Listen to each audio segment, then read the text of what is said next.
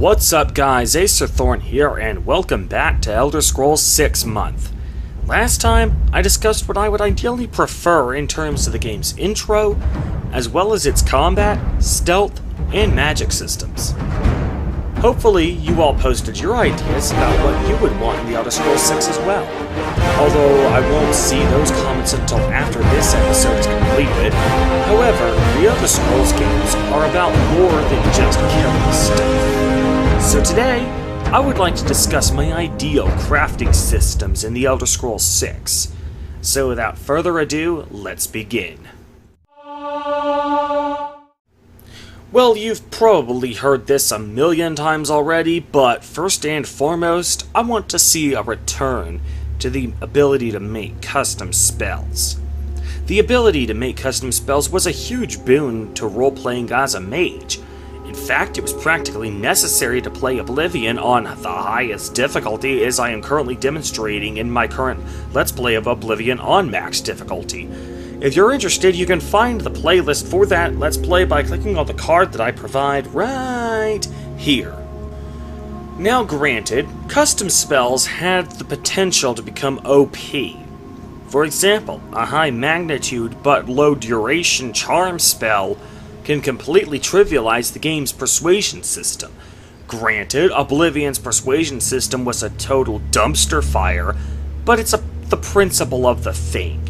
A single second paralysis spell can give you a huge advantage over your foes, even if it's only for a single second, and in Morrowind, adding in a Drain Intelligence 100 points for 1 second on stealth effect on any spell would instantly refill your magicka, completely eliminating the biggest drawback of the Atronach birth sign at a minimal cost.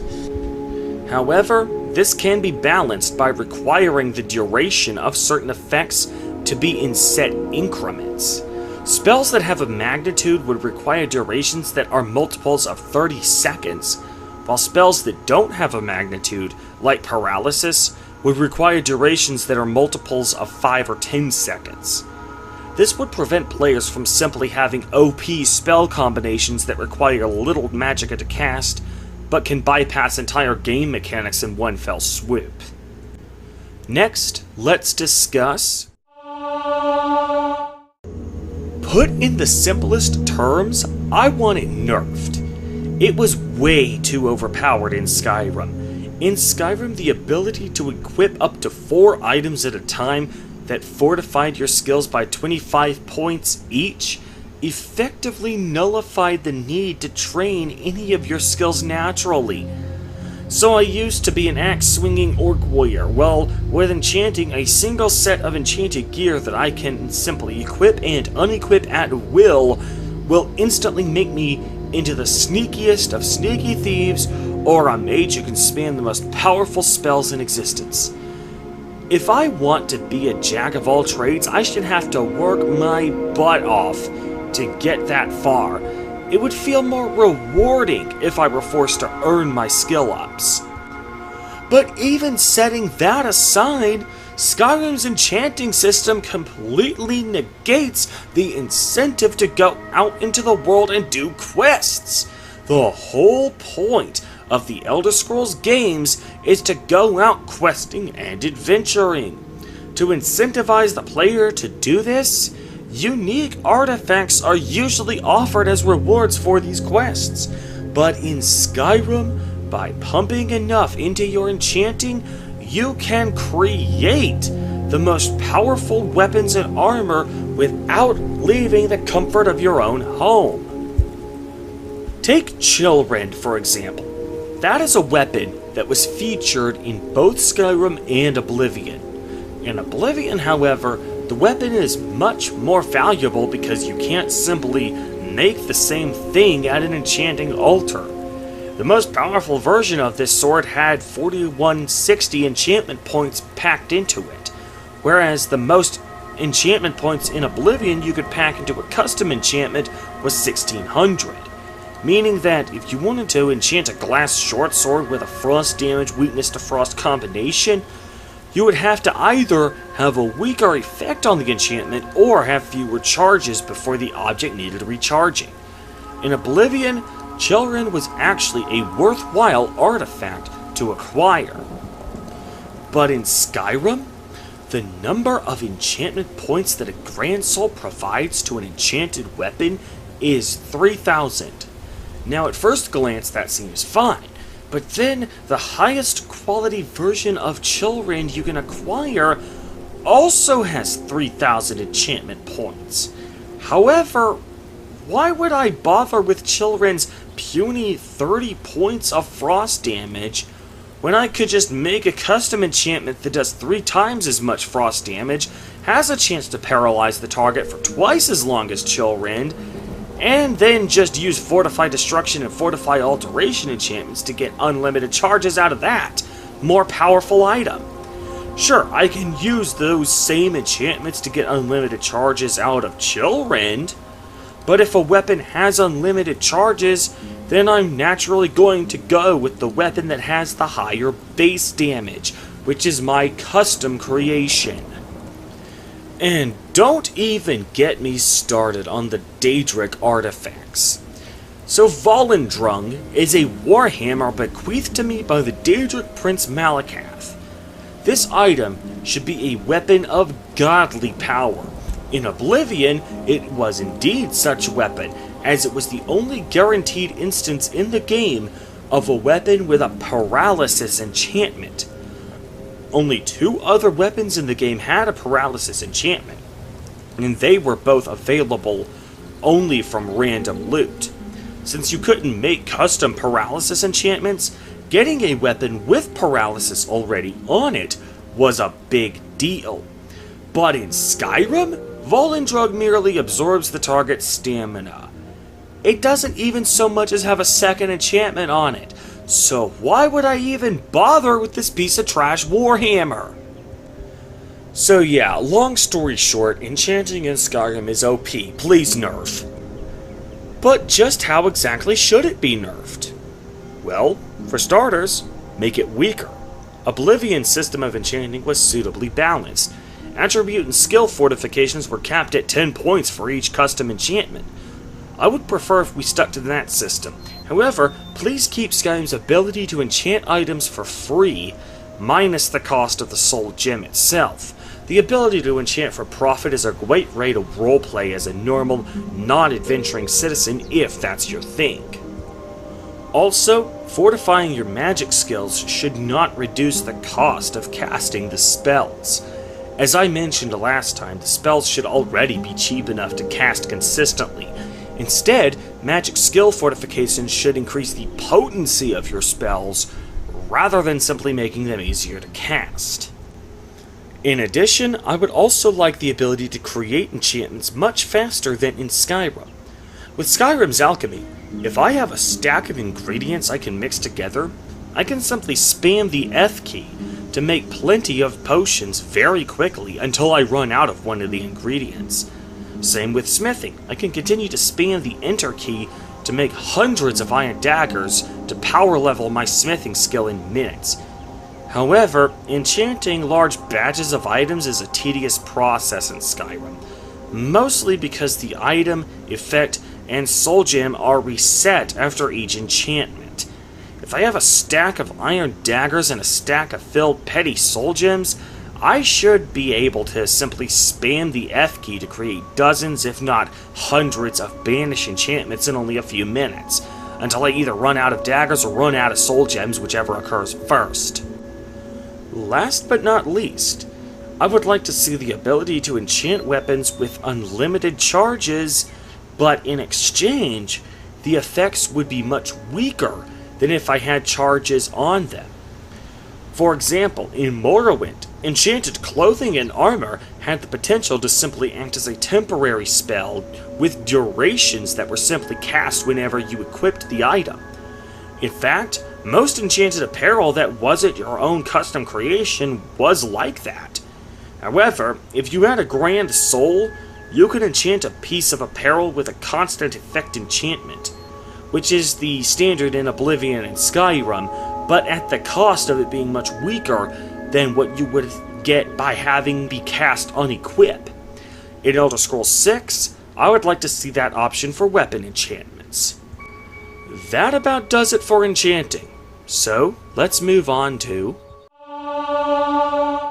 For the most part, Skyrim's alchemy system was practically perfect. I love the way you can discover every effect on every alchemy ingredient as early as level 1 by mixing the right ingredients together. I also love how you can learn alchemy effects by eating ingredients straight, but this can only be used to learn every alchemy effect after you've unlocked the right perks. So it's nice and balanced. This is a huge improvement from Oblivion's alchemy system, where you learn new alchemy effects quite arbitrarily simply by increasing your alchemy skill. However, I would like to see a return to Morrowind's and Oblivion's different levels of alchemy gear. The ability to create stronger potions if you have stronger gear, as well as higher level, was a huge boon to roleplaying. While I would not recommend getting rid of the alchemy station, the ability to make new potions in the field just seemed way too OP for my taste. I would prefer if these stronger alchemy gear were instead upgrades you could apply to the alchemy table. Upgrades to your alchemy table could be valuable dungeon loot or expensive items to purchase. I would also like to see Oblivion's Master Alchemy perk return. The ability to create potions using a single alchemy ingredient. It should be a perk you should have to unlock with a perk point, but it should still be there. In addition, I would like the ability to brew potions in batches.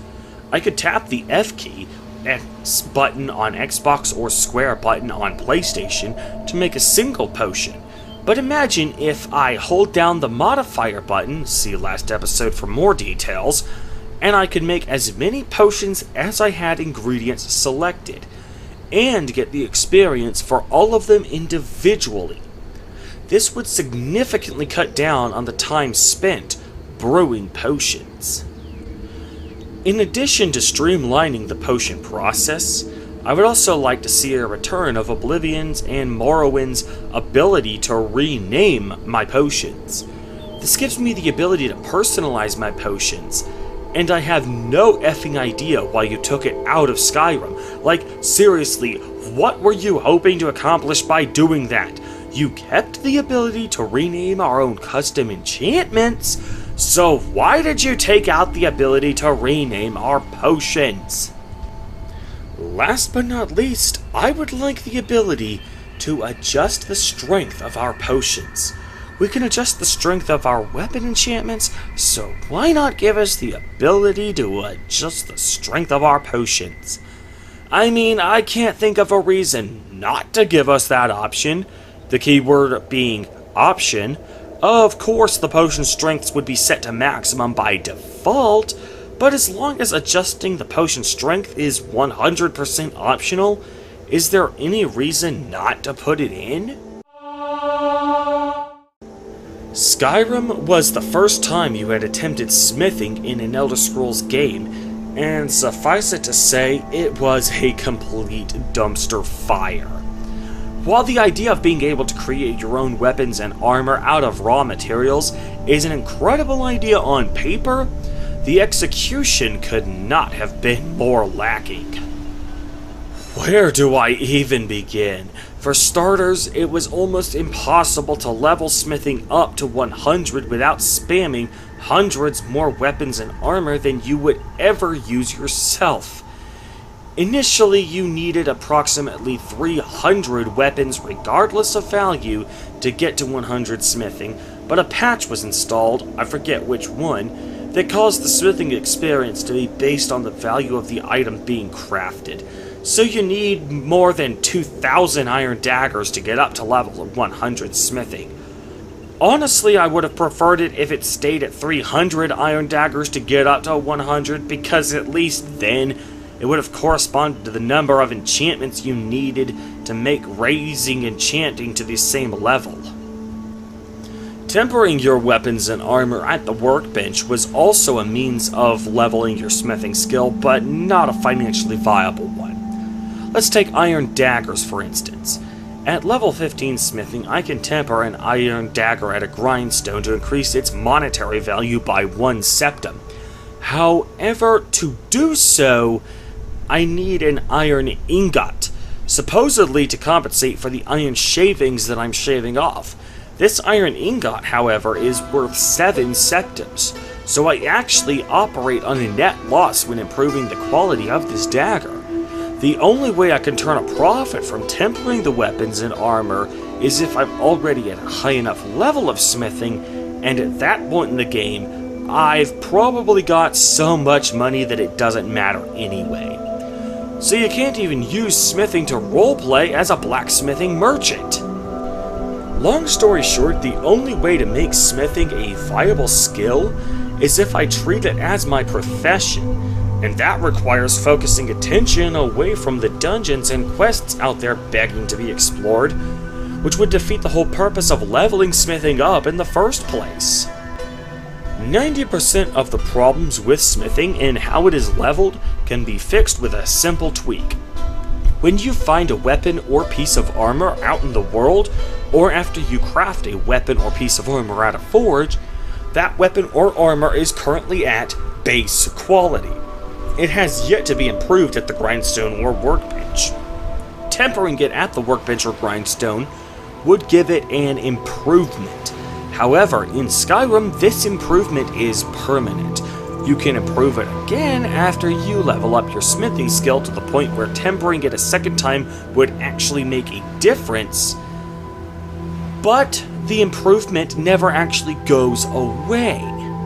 That last bit is the part that needs to be tweaked. The level of improvement that a weapon or armor has should go down with each hit, much like charges on an enchanted weapon. However, like charges on an enchanted weapon, the weapon or armor should never go below base quality. This simple tweak would require frequent trips to the smithy in between dungeon sessions in order to keep your gear in top shape, giving you frequent opportunities to level your smithing skill without having to spam new weapons and armor that you'll never actually use. However, unlike the armorer skill of old, the fact that the weapons and armor never go below base quality would not cripple those who wished to forego the skill entirely. This would allow for slow but regular skill increases, so you would reach 100 smithing about the same time as you reached 100 in your other primary skills.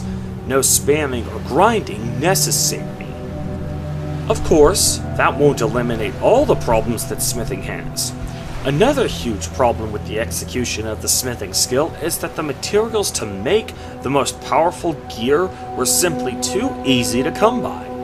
At high enough levels, you could buy more than 20 ebony ingots at one time from a blacksmith merchant.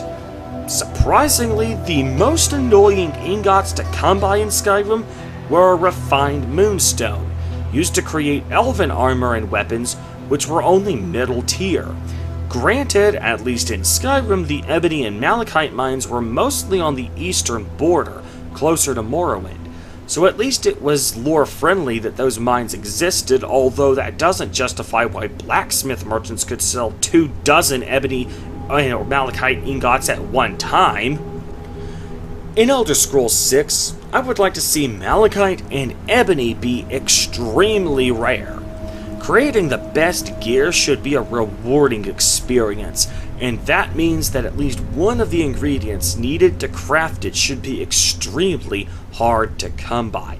Heck, I wouldn't mind it if there were only about 50 to 100 ebony or malachite ingots in the entire game non-respawning. It would force you to plan ahead and be strategic with your gear. And finally, acquiring this gear would feel like you've reached a real milestone.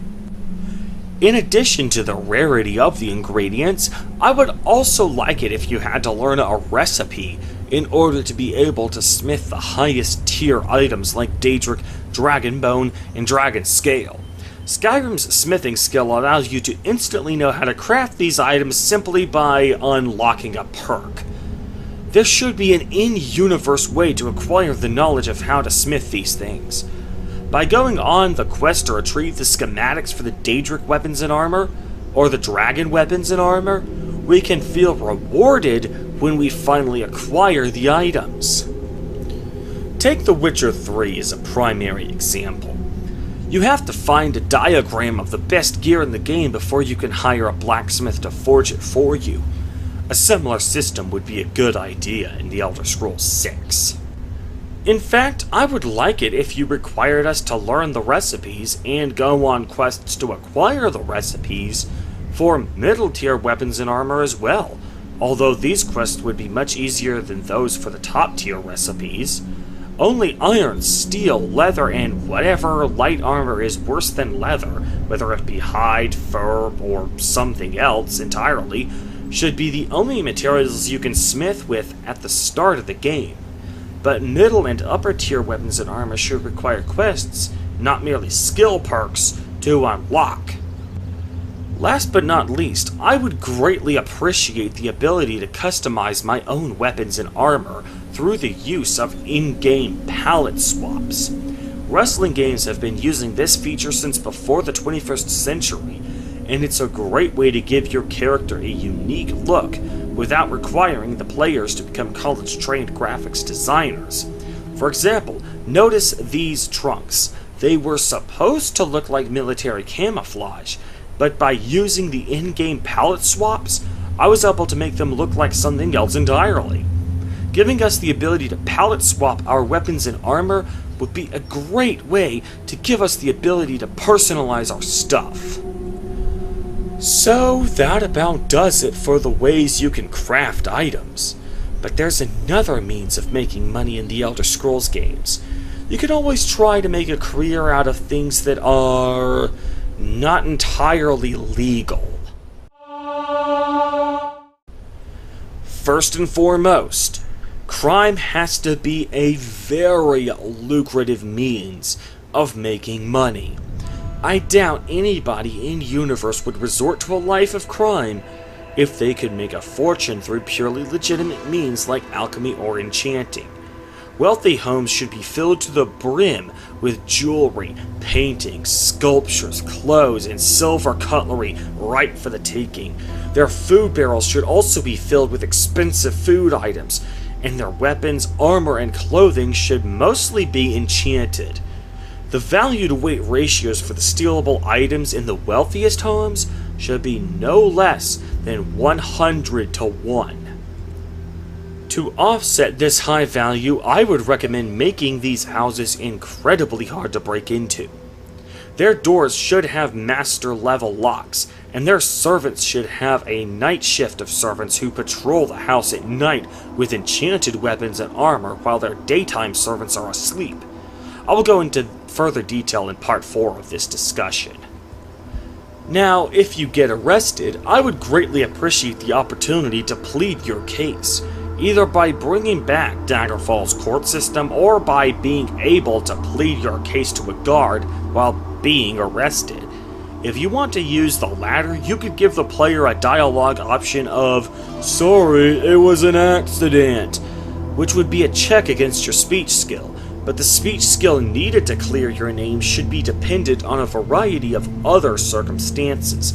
For example, if there's a dragon or vampire attack when you commit an assault or murder, the assault or murder should be easier for a guard to forgive, since the circumstances surrounding it lend plausibility to your friendly fire being accidental. Dark Brotherhood assassins could use the carnage of a dragon or vampire attack as cover to murder their targets in broad daylight, and then plead accident if they have enough speech skill.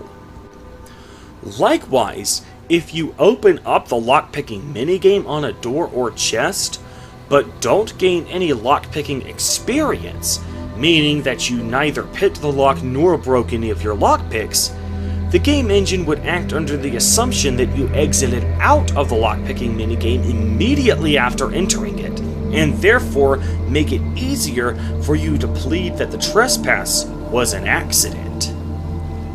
The disposition needed to convince a guard that it was an accident should also be reduced if you're a Thane of that city, or whatever you call the equivalent rank in Elder Scrolls 6. I highly doubt you're going to call it a Thane.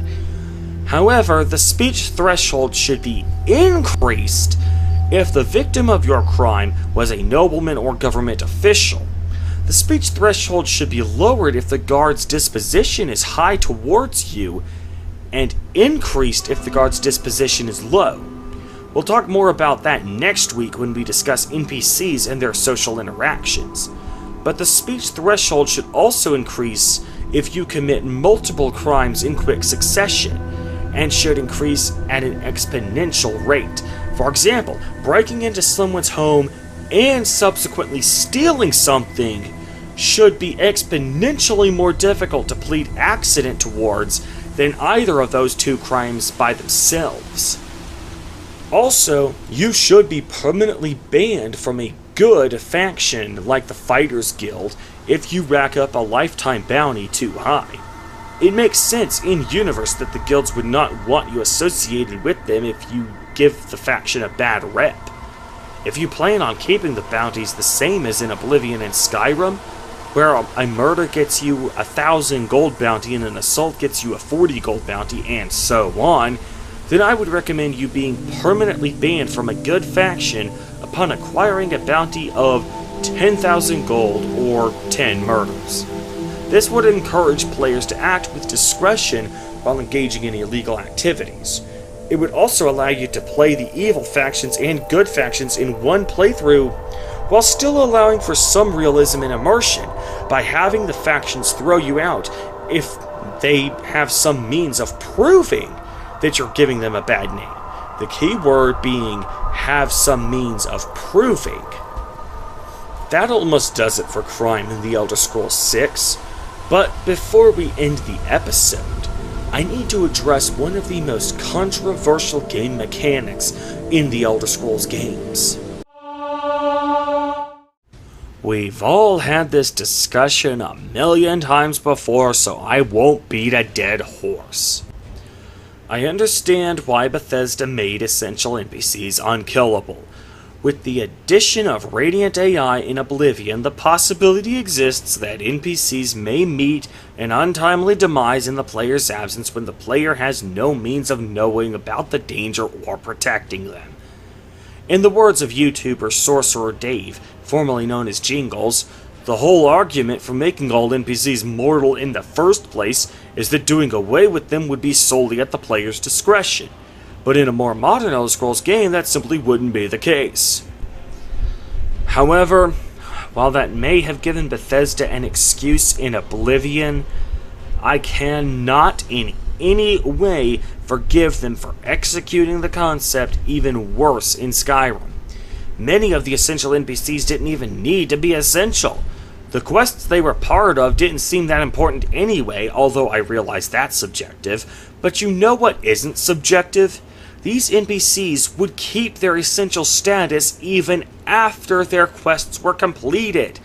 There is literally no good reason whatsoever to keep them essential at that point. Maybe you had an excuse in Oblivion. Maybe the inclusion of unkillable quest characters was a last-minute addition that you realized was necessary only at the last possible minute while you were playtesting the Radiant AI in the final months before going gold. But you've had 2 games to get your act together, Bethesda. You're out of excuses, and it's time for the fanbase to stop giving you a free pass. Skyrim is even less of an excuse because the game introduced what should be the perfect compromise: protected NPCs. The protected status means that the game cannot kill the NPCs, but the player can strike them down without issue. So why shouldn't that be the default means of ensuring that quest characters don't die outside the player's control? You literally created the perfect solution to this problem, and then made the conscious choice not to implement it. I mean, I would say you're out of excuses not to have killable NPCs in Elder Scrolls 6, but frankly, you ran out of excuses in Skyrim, when you already had the best solution to this problem only to not use it. So, I want essential NPCs gone for good in Elder Scrolls 6, replaced entirely with protected ones. Got it? I would also like to see royal people protected, not by all-powerful game mechanics, but by having a buttload of in-universe protections. They should have an entire team of bodyguards instead of a single bodyguard. Many noblemen and their super wealthy private citizens can have only a single bodyguard each, but royalty should have a small army protecting them. These royal bodyguards should be an extremely high level and should be decked out in some of the best gear in the game. Like, seriously, leather armor and a puny steel sword for the person who protects the Jarl of Whiterun? Surely the Jarl can do better than that. Give that chick some glass armor and weapons, and enchant that shit while you're at it! In addition to a chief royal bodyguard, the royalty should also have a minimum of 8 deputy bodyguards, with half of them protecting the royalty in the daytime and half at night while the daytime shift is asleep. In addition to having fully juiced out bodyguards protecting the royalty, they should also be protected by enforcing a minimum distance from them. If you enter the royal building, the interior of that building should be divided into 3 invisible zones. In the green zone, the one nearest the front door, the guards will warn you to sheath your weapon if you have it out, but will not attack you. In the yellow zone, the guards will not attack you as long as you have your weapon sheathed, but will attack immediately if you draw your weapon. Meanwhile, the red zone, which includes the radius around the throne as well as the entirety of the royalty's personal living area, is entirely off limits, with or without your weapon drawn. This would make it astronomically difficult to actually assassinate anyone who is royal. In fact, you should have an achievement out of that. If you manage to assassinate a head of state and successfully flee the city with your life intact, that should be so difficult that it should grant you an in-game achievement or trophy as a result. And that will do it for this week. However, one type of skill that I have not talked about in depth yet is speechcraft.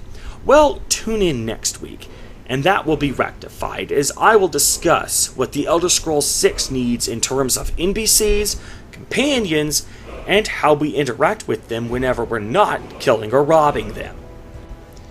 If you enjoyed this discussion, be sure to like this video and share it with your friends. And be sure to subscribe for more in-depth analysis of games and their stories. Also be sure to check out some of my Let's Plays, where I take a more lighthearted approach to these games and just have a good time. In the meantime, however, I am Ace Thorn, and I'll see you guys later.